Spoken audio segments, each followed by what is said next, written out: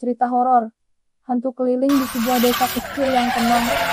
Ada sebuah kebiasaan aneh yang sering membuat warga resah. Setiap malam Jumat, beberapa orang mendengar suara ketukan di pintu rumah mereka.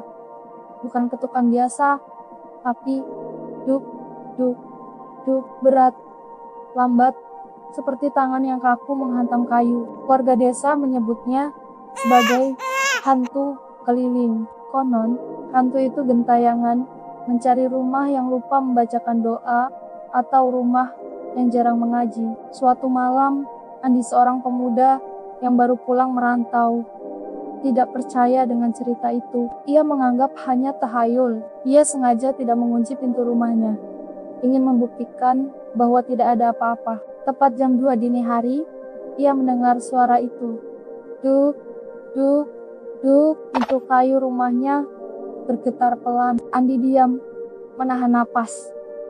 Lalu, suara itu berhenti. Andi tersenyum kecil, mengira hanya angin. Namun tiba-tiba, dari arah jendela, terdengar suara kain bergesek di tanah.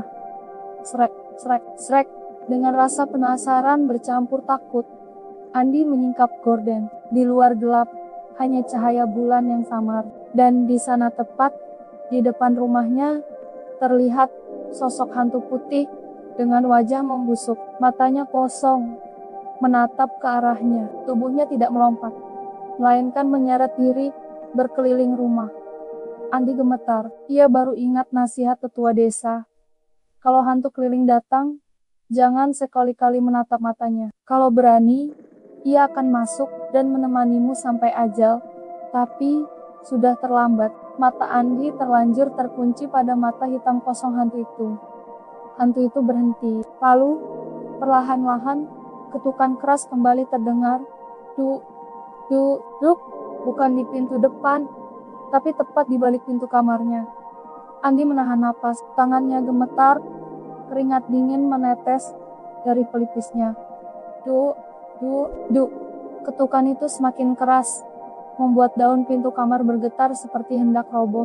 Dengan beranikan diri, Andi meraih ponselnya untuk menyalakan senter. Tapi anehnya, layar ponsel mati total, padahal sebelumnya penuh baterai. Saat itu juga, ruangan terasa semakin dingin, seperti ada hawa kematian yang menyelimuti.